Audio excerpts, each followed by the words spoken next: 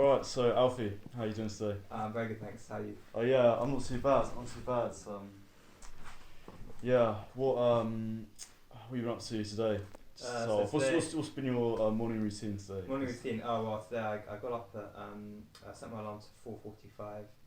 Usually I try to spring out of bed straight away, but this morning I just felt very tired, so I had to stay in bed for a little longer. Managed to get up just by about 5 a.m. Then hopped out and then did what's known as a Wim Hof breathing, and then went on a run. Then had a cold shower. Then had a quick stretch.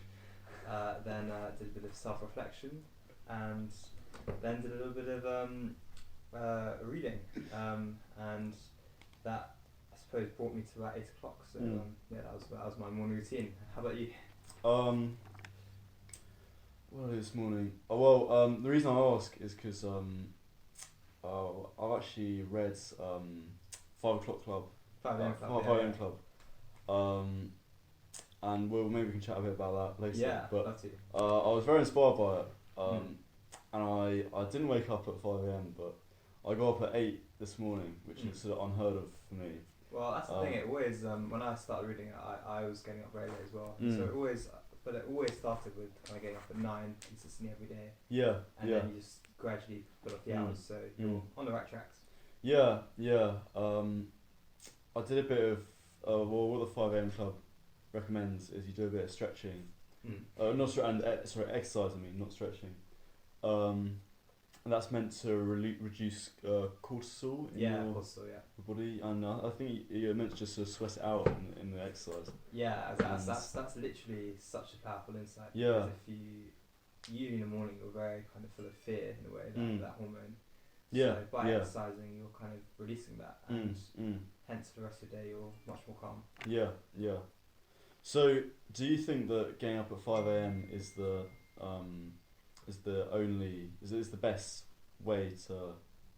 best time to get up?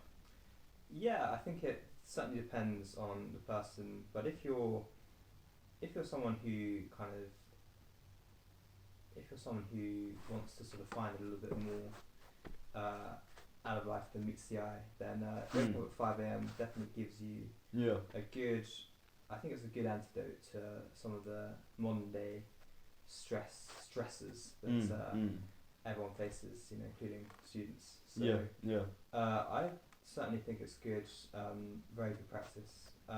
There are definitely drawbacks to it, so it's not really realistic when you're at uni particularly to wake up at 5 every day, just because it's very hard to socialise late at night, which is traditionally when you do.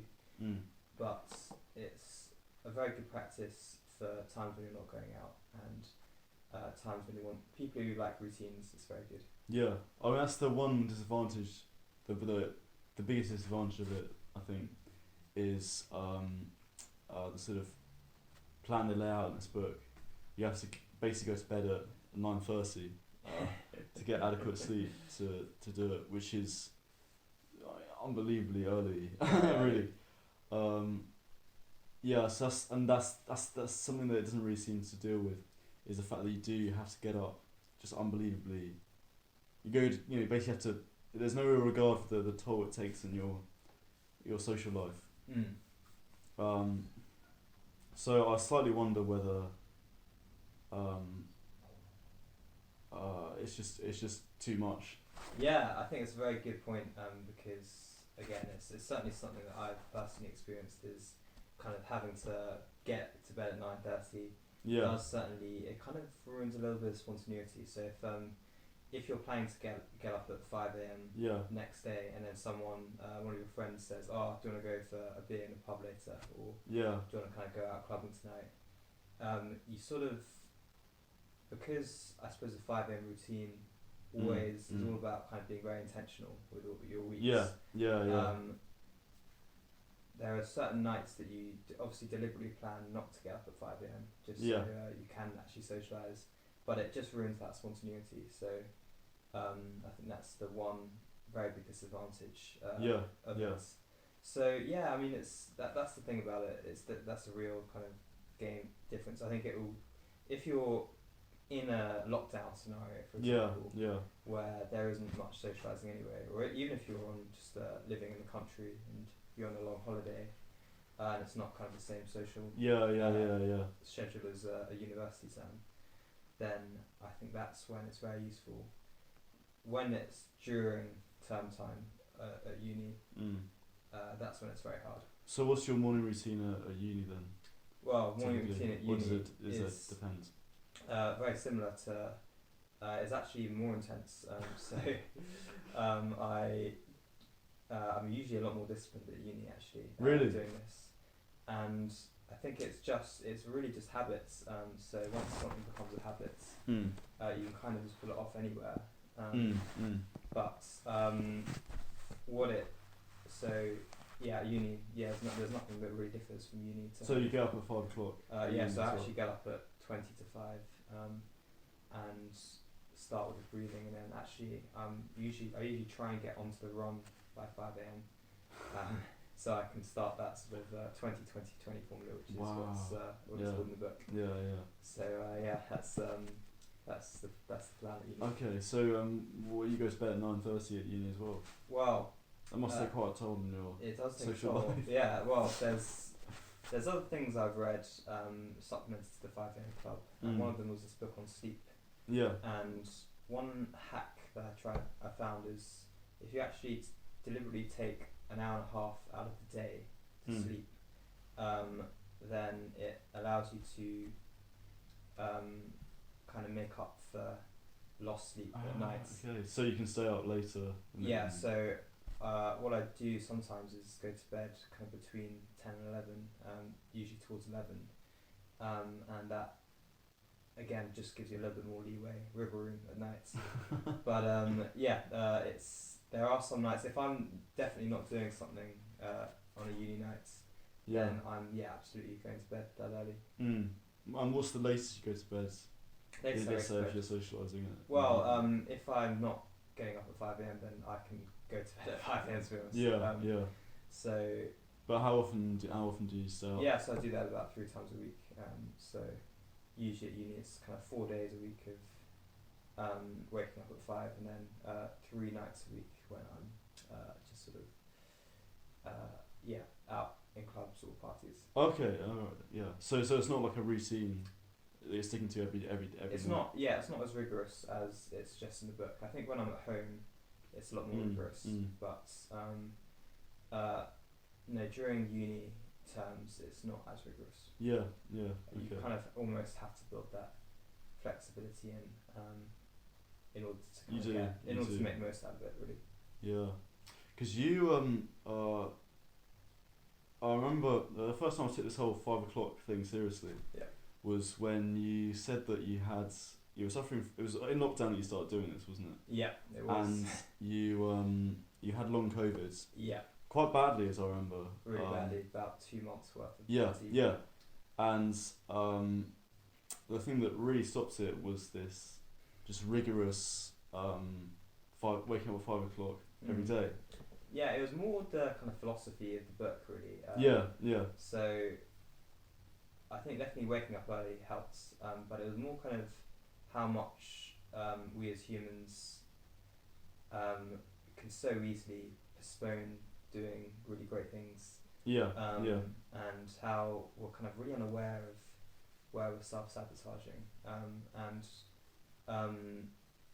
I suppose when I say self-sabotaging, it can be just very small things, just things that we sort of do in our life that have become so ingrained, just habits, but they're not necessarily helping us.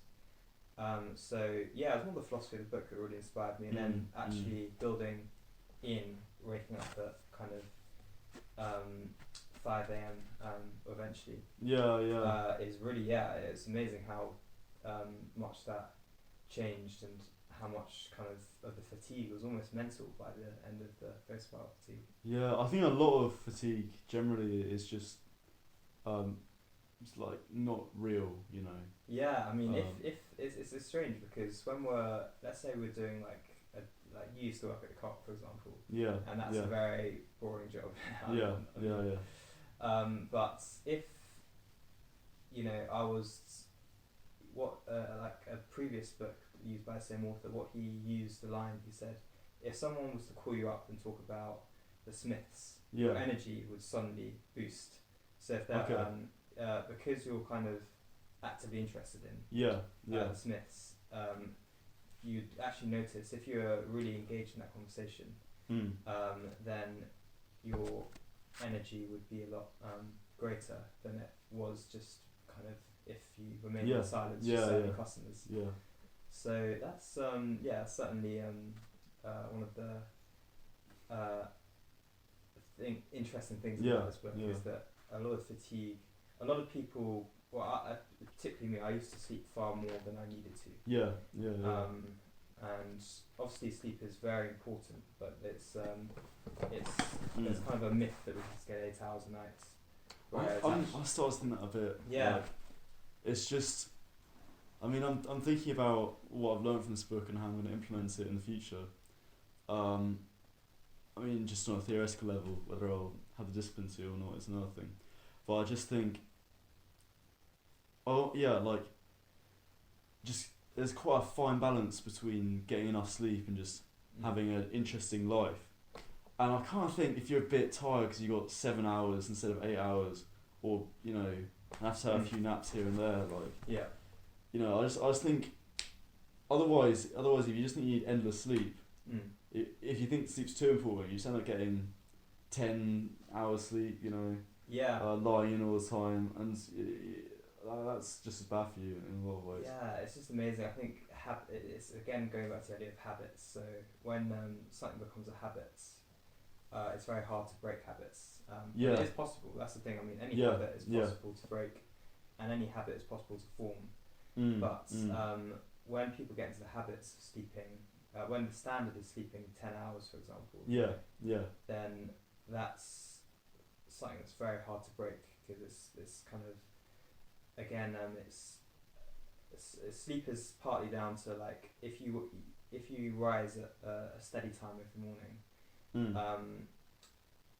regardless of how late you go to bed, it tends to be your default in a way. So it's just more to do with kind of your lifestyle and how you've trained yourself to sleep in a way. That is why people sleep more than they do. But I suppose everyone is slightly different. So everyone naturally does need. Some people do naturally need a little bit more sleep than others. So for example, sailors, they get half an hour of sleep in 12 hours. In 12 hours, for example. Really? So really top sailors. So my uncle that sometimes sails from kind of the main land of America to an island called Bermuda, which is a very long sail across the Atlantic, very intense. But he only gets half an hour of sleep, and that's again just another example of how if you're really engaged in something, then it's you're not naturally tired. How do you so how does that work? You just so if you're in a sailing boat. If you're in a sailing boat, you just have these half-hour cycles of sleep, and then you're on the helm again. Who's sailing when you're always sleeping? So it tends to. I think when he does single, because he does sometimes do single hand races. I think he either puts the sails down or kind of puts onto some kind of autopilot mode. I'll have to ask him more about that, because 30 hours sleep. That is 30 minutes sleep, and then 30 minutes sleep. Sorry. Obviously around that time he sleeps, but I think the important thing is sleep is very, very important, but it's just the nature of the way we sleep is not necessarily kind of how we've been trained to think sleep is, in a way. So we've been obviously conditioned to think that 8 hours a night is sort of the standard operating. But it's slightly different for everyone, and it also sleep kind of works in a slightly different way as well. Just on the style of this book, What it's quite a weird listen, isn't it? Like, I mean, the insights are really incredible, but I don't know, it's really weird. Like, the stylized kind of way, yeah. I think it's a really badly written book. I don't know what you think about that. So the entrepreneur and the artist is kind of corny love story that kind of surrounds. It's It's how this eccentric side team. Well, I'm a big follower of the author. And, I don't just read. I haven't just read that book. I've read a lot of his other books. Yeah. And I listened to quite a few of his podcasts and his online courses. And he's someone who is a very big believer in eccentricity. So being quite odd. And kind of what I think he really didn't want to do when writing this book was make it like a textbook. Because that's what I was expecting and almost hoping for in a way, just very simply laid out information. Yeah, I think it's definitely deliberate. In the sense that it's really kind of. Yeah, I mean some of the lines in it I'm thinking are really really bad actually. But it's almost kind of add a touch of sort of joy. I think if it was a very kind of cold-hearted kind of models, again, it's something that will not necessarily be as memorable as kind of a story which is quite quirky, but obviously not necessarily very well, like not a kind of a novel that's very well written in a sense. What interests me though is it's written in this kind of very almost like a GCSE kind of writing thing. Like lots of you could just tell he's kind of googled like synonyms for says and then just like gone round to the end. But like then you get those big like sort of strips where it's just the billionaire sort of giving his instructions to the entrepreneur and the artist. And they're just amazing. Like exactly. So he's got a style in like there's definitely he's a good writer in a certain field. You know, very kind of motivating.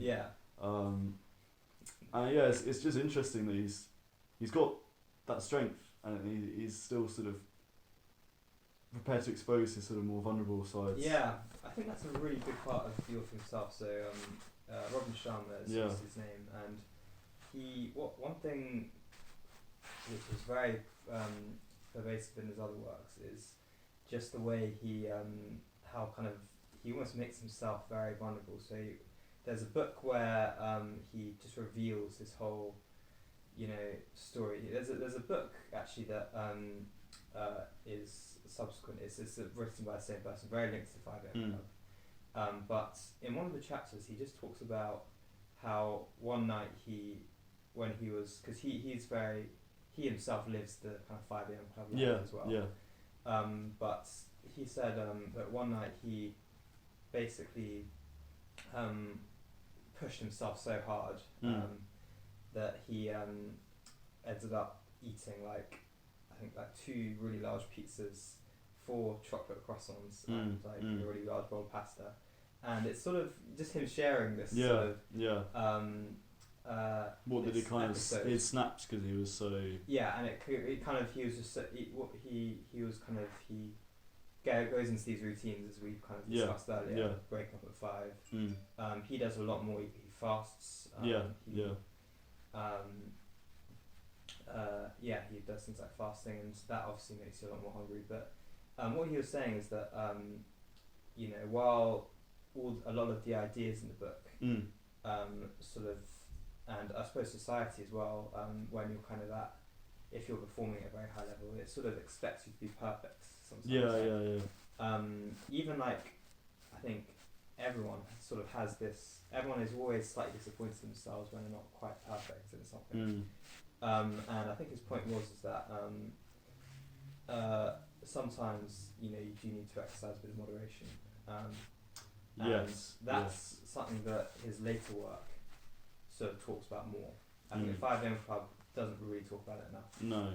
It does a little bit in the second last chapter, but it's very highly skewed towards the elite performance, high discipline. So yeah, it's a very important point there. Moderation. There is certainly a line to be walked. Yeah. What do you think about in your sort of journey as a musician? What role has getting up at 5 played? Because I think the book's very geared towards business, professional performance, athletic performance. Definitely that's like really crucial for that.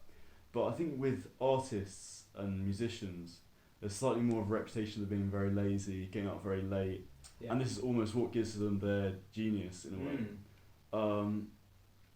But I'm a bit undecided about that, because I think something I've certainly realised is like it's actually really hard work to be successful in music, and harder than you'd think, because you just think, oh, you're just playing some music at some gigs, but I think in writing the songs, in the first place, but also just getting them out and having the tenacity to stick out this very difficult career, and then suddenly becoming very successful in all these cases that we have. And obviously the what the book says is like this artist kind of learns this 5 a.m.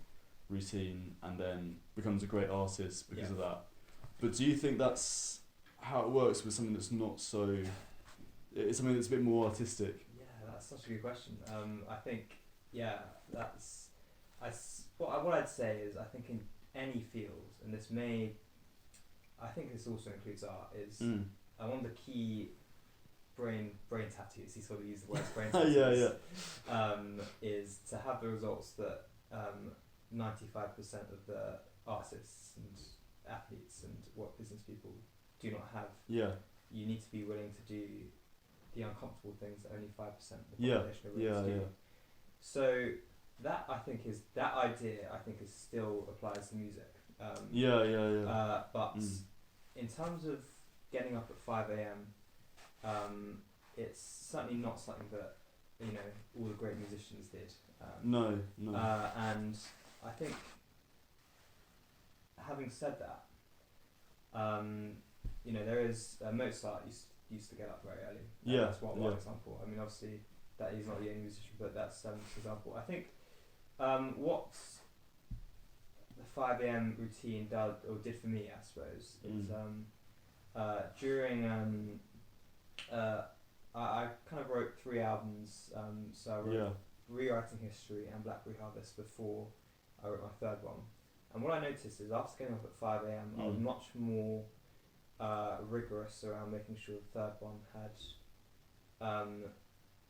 slightly more kind of clean, had slightly cleaner sound to the first 2. It's probably very hard to tell the difference, actually, because it's all pretty shit production. But I know what you mean though. I mean, the first album we kind of recorded together.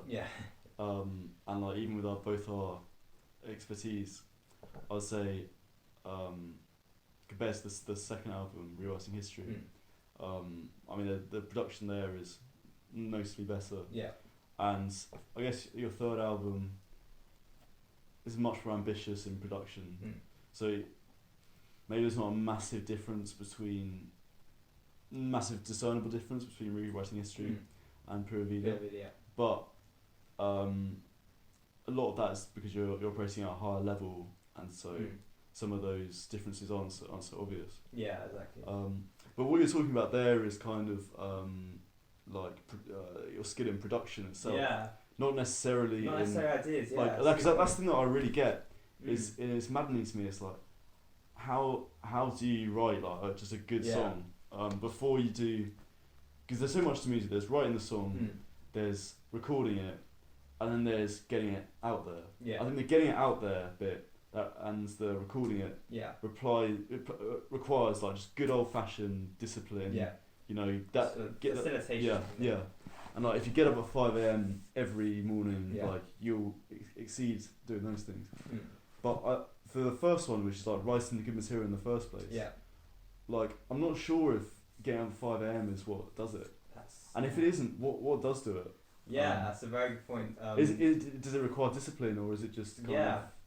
of a coincidence? Well, that's the thing. I mean, a lot of great musicians weren't disciplined, as you said. So, Yeah. I think, there's sort of certain parts of creativity that actually come from a relaxation of what's called, I think, the prefrontal cortex. Yeah. So the problem with getting up at 5 a.m. and actually exercising a lot of discipline in your routine is that it keeps the sort of reasoning part of your brain very strong.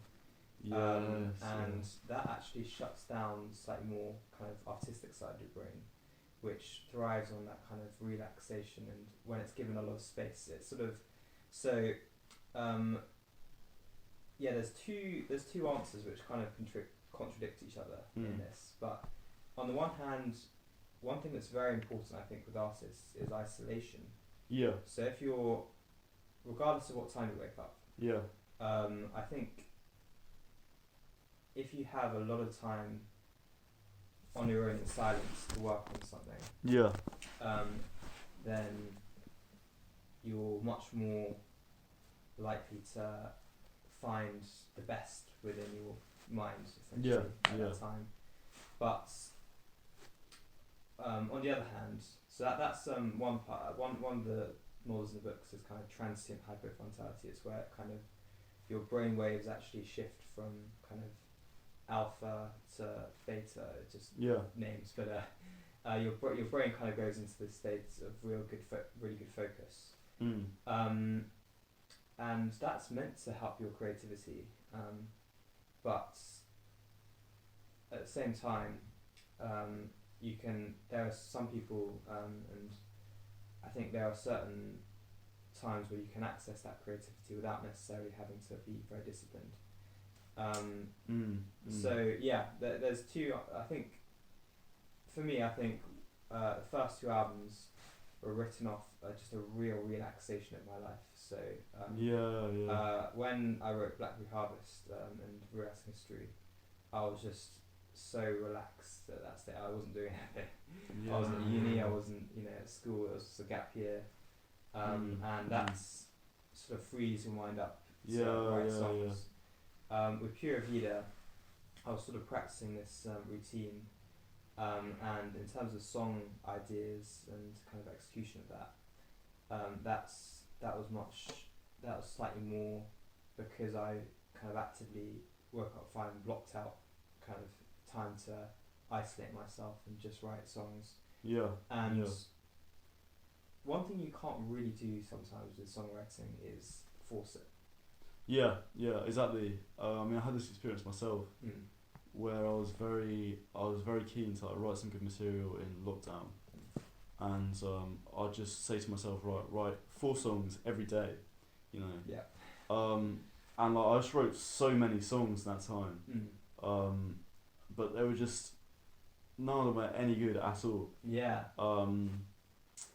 And what I realised slightly was this sort of alpha beta brain. I didn't really know about that, but that makes total sense. And I think I've never written a good song or a song that's sort of stayed in my catalogue. It's like a song that I think is actually worthwhile replaying to people. By sitting down and thinking, right, I'm going to write a really good song. It comes from somewhere so deep in your mind. And often it just starts by you playing something that sounds kind of alright, like a bit catchy, but it doesn't feel like anything that special. But I guess then suddenly it all sort of falls into place.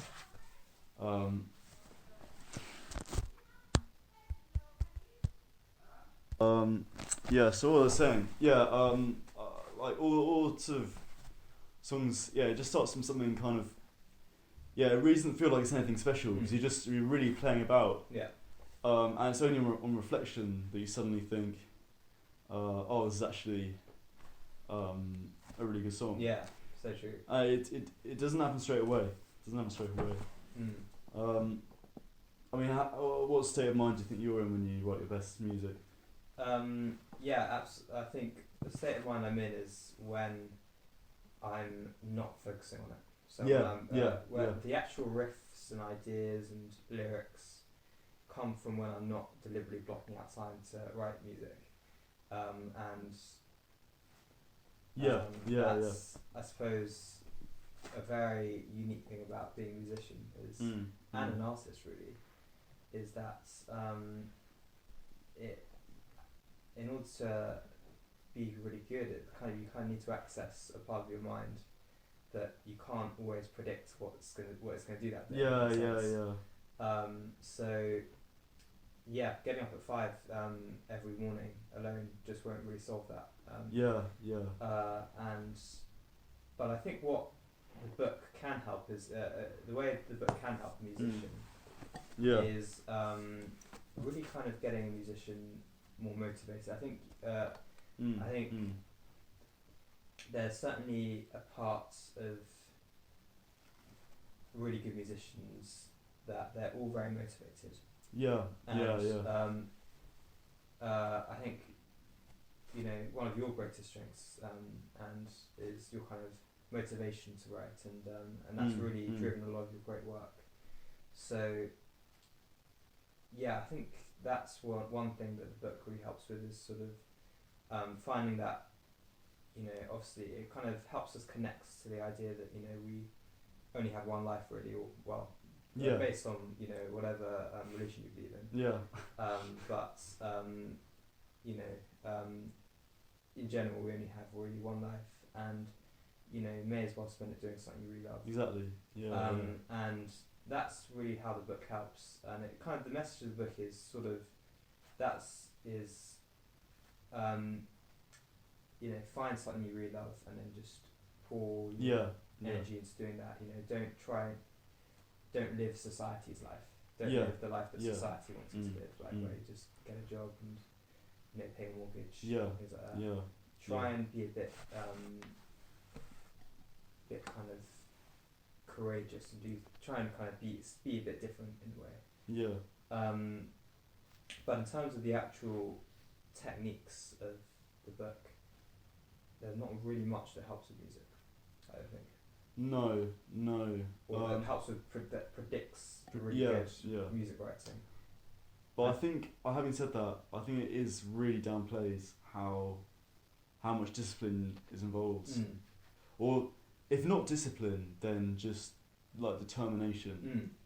And I think you get the impression, I think a lot of people fall for this as well, is that musicians have an impression, have a reputation stereotype, isn't it? A stereotype of being just very laid-back people, and they just get drunk or do drugs all the time, and that's just how they come up with their stuff. And that's true to an extent, but I think the most successful musicians are often kind of who do drugs, because I guess most people. I mean, most people do, but like there are some musicians who just complete cold turkey. I think a lot of these people are still very highly functioning, and they can live their life with the influence of drugs and alcohol in a way that limits most people. But for them, they're still able to function. Kind of liberates them. Well, not necessarily that liberates them, but they can still do all the necessary things, like go out and get gigs, advertise themselves, promote themselves, all those important things. They can still do while living this sort of hedonistic lifestyle. And people see all these musicians, like rock stars or like rappers more now, like doing all this stuff, and they think, oh, they've got no discipline, blah blah blah. But when you actually look into it, and maybe they haven't necessarily disciplined themselves in the same way, but they haven't necessarily had to, because they've got this.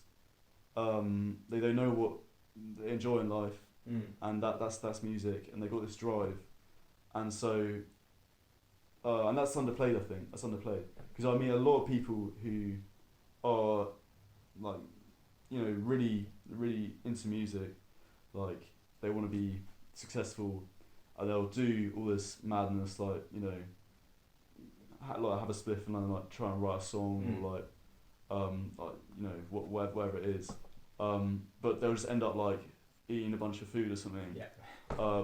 Because they don't have that sort of same drive that a lot of successful artists who do drugs do, and that's a mistake.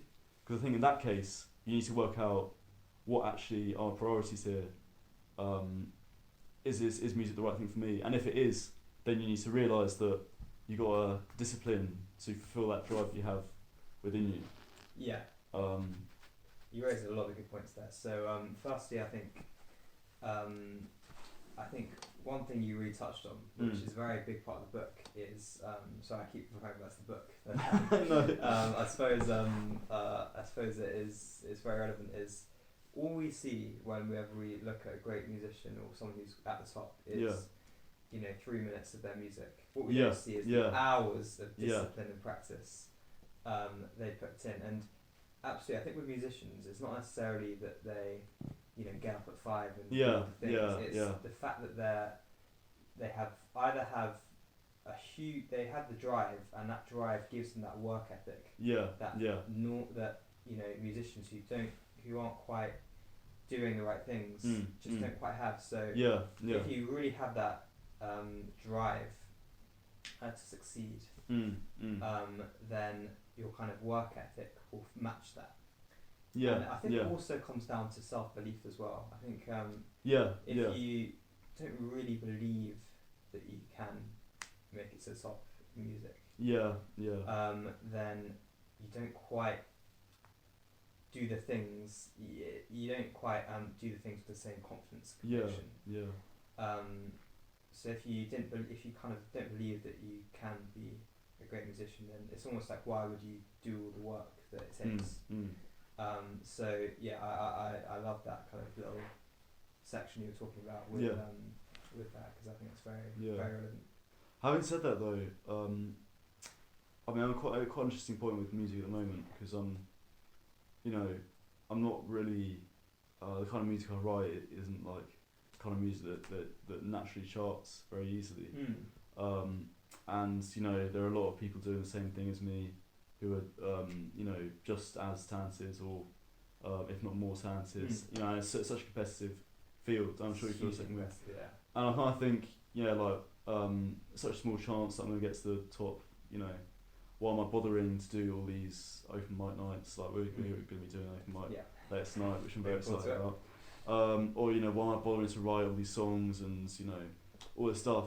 But I think like when I've properly started dedicating to going to open mics and performing live in like since lockdown, it's been honestly like the most exciting time of my life by so far.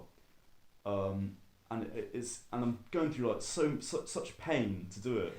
Like I'm just getting on a bus at like 8 o'clock at night with a guitar, and it's cold outside, and like I'm just sitting on the bus for hours, just get to one pub that has an open mic, and like no one's there, and you just kind of just no one's really listening. It's just like why the fuck am I doing this? Why am I exercising this discipline? But it's still so fulfilling. So even without the sort of end rewards, I just know that I just got to keep doing this, because this is what's going to make me a fulfilled person, and I'm just going to unlock all this ability that I otherwise wouldn't have. Otherwise I'd just be sitting at home. Yeah, I think that's really important. Is a lot of people do things because they think they'll be successful doing it. But actually, the key to life really is don't worry about necessarily what happens with your work. If you produce world-class work that not many people see, but if you know deep down that it's really you've put all the work in, if you know deep down that you've exercised discipline, then it's almost like no amounts of streams or kind of things can Hello, how are you? I'm very good, thanks. How are you? Yeah, I'm good. We're just having a great chat about on the podcast. Yeah, I'm on a podcast. Sorry, sorry. Great music. What you need? Anyway, you're looking well. How you doing? Yeah, thanks. I'm not too bad. How have you been? Yeah, really good, thanks. How's Ghana? It's interesting. Maybe that's a topic for the podcast. Yeah, exactly. You should get on this podcast. Yeah, you sure? One day. One day will be a special guest, I'm sure. Yeah, well, nice to see you, Alfie. Love to see Hopefully you. catch up properly soon. Yeah, I'd love to. Take care. Good Sure, luck with your gig sure. tonight as well. Thank you very much. Thank you. I think we all have this perception that we should be successful. Yeah. What society like it, rich, we should all be popular. Mm. But the fact that you're really enjoying this hard work, Yeah. 'cause it is hard work. Yeah, You're and going- it's just mad. It Thinking, is. why on earth am I doing It's a this? lot of Why am I work. enjoying this? Yeah. But you're enjoying it for But a yeah, reason. yeah. And you're doing it for a reason. And even if, sometimes a lot of the great musicians they didn't walk onto Wembley Arena. Exactly. Yeah. They started exactly the same way. So the fact that it's almost like you're giving yourself a chance, and that's the best gift you can give yourself. Yeah, that's so true. You're kind of putting That's so yourself out true. there. You're not left living your life wondering. You're actually giving yourself a chance to. And that's the most terrible thing. Like, there was this quote that I saw that was like, just the worst thing is to reach the end of your life and see what you could have become. And like, I think that's the same kind of thing. I think with music, is that, I guess that's part of it as well. Is that I know I'm doing everything I can to, because like it doesn't really matter to me in the grand scheme of things, because I'll just do something else if nothing comes of it. But it's you got to give these things a chance if you really want it. Yeah, that's the thing. And it's very good character building. I mean, there's another good quote that was, he who knows the why can bear any how, which is I think Nietzsche. I think that's the same with music as well. Yeah. I think when you got a real purpose to what you're doing, the pain you're experiencing just does not matter at all. You'll do whatever it takes, to get there, because it's not a question of whether you'll get there. It's just, simply you will get there. You'll do everything it does, and if not, it's almost. I know it's quite kind of getting into dangerous territory, but it's almost like you'll kind of die trying in a sense, and that is good enough. Absolutely. For you, that's a really top. We better wrap up, but just before we go, absolutely. what's the plan for your music?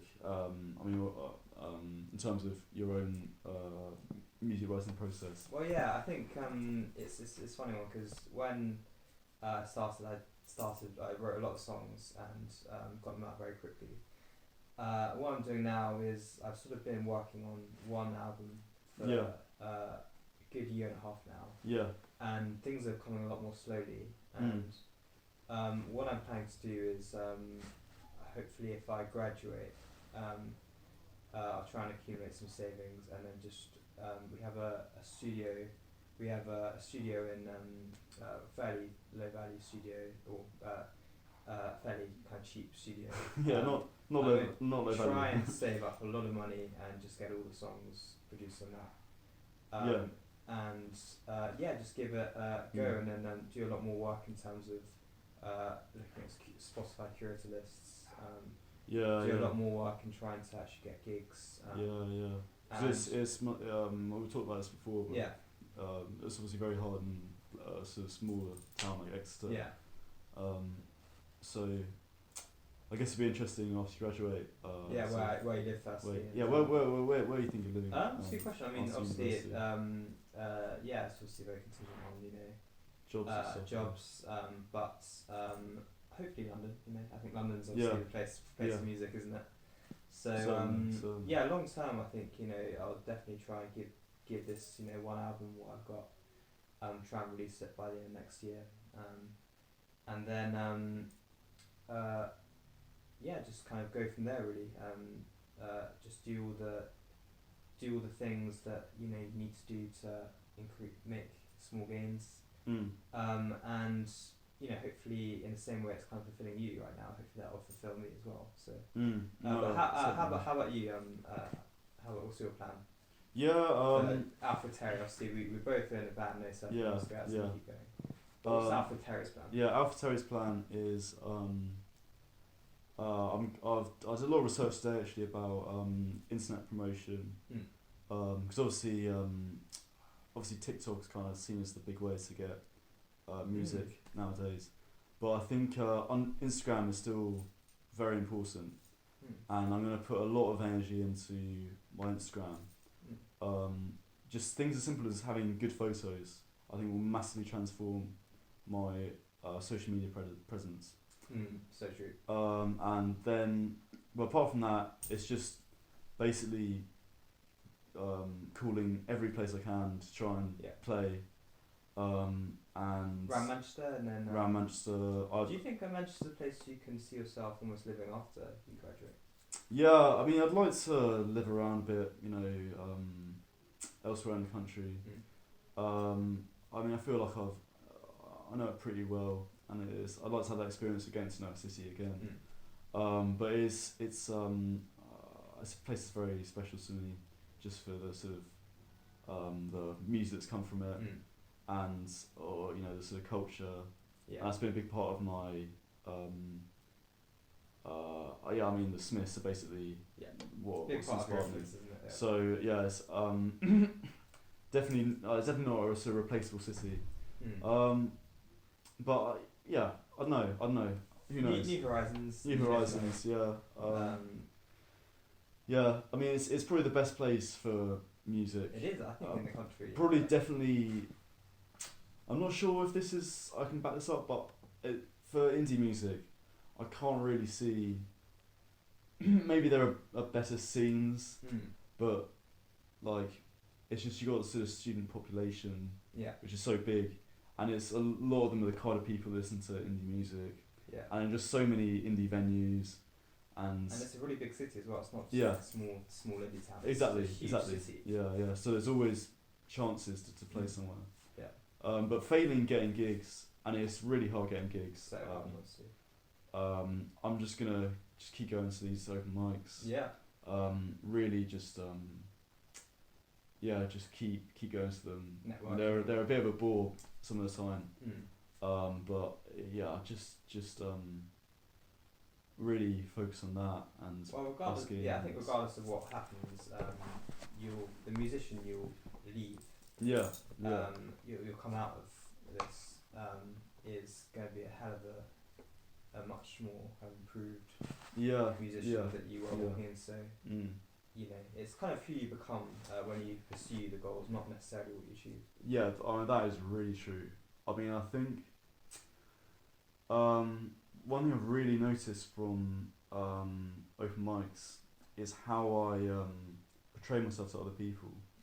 So, because I'm quite, I didn't really realise this, but an observation that a huge amount of people have said to me when I perform is that I'm very withdrawn. I kind of hide behind the instrument, and I can kind of see that now. I don't, I'm not sort of looking up at the audience sometimes, and that has just an enormous impact on how good your music sounds, and that really knowing that I can translate that a lot to how I act just with people generally. Because I think even when I'm talking to other people, I sometimes I'll sort of do an awkward laugh or a bit, and that makes you look really kind of it really puts people off when you compared to just being very confident and saying what you got to say, and it's slightly different from being outgoing, because you can be outgoing and still a bit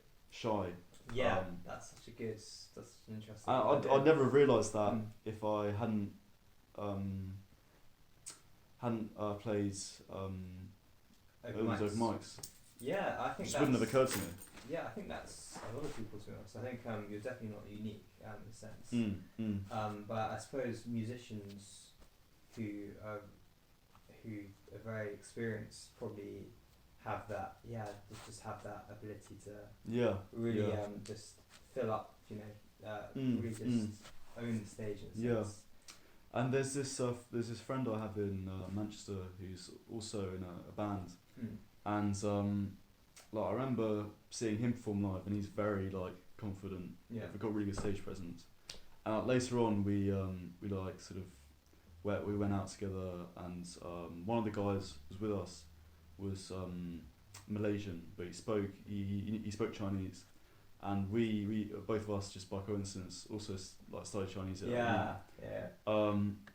and we're both like at a very basic level, and so I was like, I don't want to like embarrass myself and just try and speak, because I don't really know the tones very well yet, and so I just kind of thought, I studied Chinese.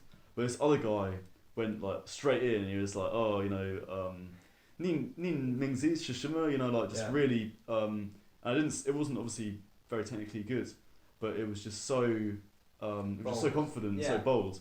And they had like a conversation in Chinese, and I just thought, I need to be more like that. I need to stop doubting myself so much. Yeah, I think it's a lot of us suffer from is that kind of lack of vigor, lack of kind of conviction. Because it doesn't really matter how good your stuff is. Like a lot of it when it comes to performing it. I think I definitely suffer from this a lot as well. It's that kind of fear of embarrassment and that kind of fear of making fall out. And that kind of fear that you're wasting someone's time by just not being good enough. Yeah. But the problem is, you'll never know. That's the thing. You'll never know that. So the price of that embarrassment is. And it was the last thing on people's heads, mine's as well. Like, people aren't like angry at you for embarrassing yourself. I've never been angry at someone if they've embarrassed themselves. Like if someone's tried to speak English, and I've always been very supportive of that, and I'm sure that's same with a lot of other people. I know there's definitely some, people that have ideas of French people don't really like. I mean, the French are very certainly a lot of them are very snobby about the language. Yeah. But interestingly, Chinese people are so keen to speak Chinese, to even if you're like a rubbish level, which I've never had before. Like, it's an interesting experience learning Chinese, because even stuff like Italian, I'm at sort of a much more conversational level with that. How do you find trying to speak Italian when you're actually speaking to them? Yeah, difficult. I mean, sometimes it really works really well, but I think often Italian people are quite sensitive to, if I meet people, if I meet a group of people and one of them is Italian and the rest speak English, they might be a bit uncomfortable speaking Italian because they don't want to appear rude to the English people, and obviously no one really cares, but I've noticed that a bit, and it's still like, I suppose Italian's a bit more of a well-known language, so it's not so surprising if you say like, buongiorno, come stai, but if you can't do all the stuff in Chinese, they're like, oh shit, like, it's probably just so novel to them. So novel, and it's really good to capitalise on that, I think. I mean, with languages, it is just about just taking every opportunity you can to speak that language. Yeah, absolutely. Yeah. I completely agree. I mean, I remember in you and me both went travelling to Ljubljana. And there were those French people who hostel. Yeah. And you just started like speaking your, I mean, did you see in French? I did GCSE, but I didn't do A levels, so it was fairly old memories. But it was just very impressive, and I mean, they weren't so snobby about it, and they're actually very impressed. I think that was definitely, I think I used to be a lot more like that. I've definitely shrunk a bit, and it'd be nice to recapture some of that that I mean, I think sometimes you have to turn it down. Sometimes you have to turn it down because, like, I know there's this family friend we've got, and like one time, he came into the kitchen and he just changed his trousers in front of everyone. Is this the guy who came to watch our gig once? Oh no, Okay. not him. But it was just, and he was like, I was kind of like, yeah, fair play. What's the big deal, you know? You know, why are we obeying all these tasks and rules in society? But then he, you know, I see where he is now. I just think, you know, he's just you can't have a normal conversation because he's so eccentric, and it's just a bit like, I kind of see you've got to play by society's rules a bit. You've got to have the courage to, like, not worry about getting embarrassed, but at the same time, show respect. Sometimes you gotta kind of do it, even though it's a bit annoying. Because like, what next? Yeah, exactly.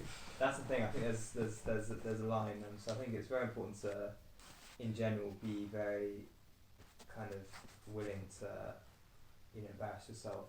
Yeah. But it's a very liberating experience. It's a very liberating experience sometimes. Sometimes the best days I've had is when I've really just asked someone for something and actually got turned down. But I thought, you know, at least I asked, you know, and that's actually, sometimes rejection actually has a very positive effect on me. What have you been rejected of? So if you're for example, if you've asked, if in a romantic sense, if you're asking someone, or if you're just kind of speaking, or if you're kind of asking someone for, so say like a sports team, for example, if you're kind of asking to join in a sports team, there's something about actually asking, that, and kind of embarrassing yourself, you know, slightly, that is quite liberating. But yeah, I agree. There's certainly some lines that you need to... What about, you say that sort of feeling of rejection is you find positive in some way? Yeah, well, I think it's the fact that, you know, it's almost like if you really go for, it's like, think of like a surfer, a beginner surfer who's slightly scared to get up on the board. But then when you do, and obviously you get completely toppled over by the wave, but it's almost like good on you for trying, you know. I mean, I guess you do get that like pump, you know. You get a little buzz, and because like, who else had the guts to ask? Yeah, exactly. Who else has the guts to ask? So, and I think most times you actually end up getting what you want. It's amazing how just because like if you set it with confidence. Yeah, because no one really asks for things like nearly as much as we could get away with. Yeah. And if you clock onto that, you can really just clean up. Yeah. By we always because people are generous at the end of the day. Yeah.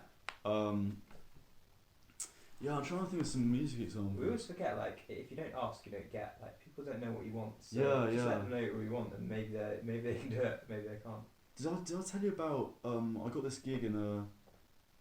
It's gonna sound like a bigger of a deal than it is, but at this it was like this small festival in Manchester. I think I briefly remember something like this, but because it was basically like just kind of beer festival. Sort of food and drink, and there was a little teepee where they had live music, and I was just here with a friend, and we both play music just individually, and we both had our guitars with us, and we just sort of sat down and we just had a few drinks, and I remember having this kind of very heavy sort of Guinness kind of a stout, and we kind of got a bit drunk, and they were like, you know what? Should we ask to play at the at this thing? And we just kind of walked around the area for a bit, and we just found a kind of camper van at the back, and we just sort of shouted someone down, and we said, "Are you guys looking for anyone to play?" And someone just came out and was like, they were like, "Oh, I'll ask someone else," and someone else came out, and they were like, "Well, just play us a few songs," and we played just, you know, whatever. What was in our locker, and they're like, yeah, fine, come tomorrow. This reminds me of so much of the time when we were in Norfolk, and we asked that pub firstly, like, hero, and then we were busking, Yeah. and then we sort of we didn't actually ask, but we got kind of approached by this very odd couple, but and then got asked to play front. So we after this, do you play in the centre? Yeah. So the next day I just came down about 12:30, and played what was actually probably the biggest gig I'd played at that point. Just in terms of people in the area that not many people were listening to me, but there are a lot of people in the area. So I was so exciting, and it was just. That's so cool. I mean, for those kind of things, you just kind of think, oh, I've got to sign up to this account, and then I've got to email, have a little CV almost. It has to be so formal, doesn't it? But it honestly isn't, and I don't think that's just limited to music. Like, I mean, even jobs. Like, if you just walk in somewhere and ask, somewhere you want to work, and just ask them if they have any jobs going, people really admire that confidence. Yeah, that's implorable. It's so true. It's so true. But sitting on your arse, going on Indeed for hours, just filling out surveys. I don't think I've ever gotten a job from Indeed. Neither have I. Literally, it's so. Yeah. It's amazing how much we have, how close we are to what we really want. Yeah. It's just we're not. So many times we're too scared to ask for it. Exactly. If we just were able to break that kind of like fear of rejection, or and that's the thing. Although I get a boost when I get rejected, I still am terrified whenever I ask anything. But it's amazing how much is on the other side of just asking. Yeah. I mean, it's just a good habit. Such a good habit. Good habit to do.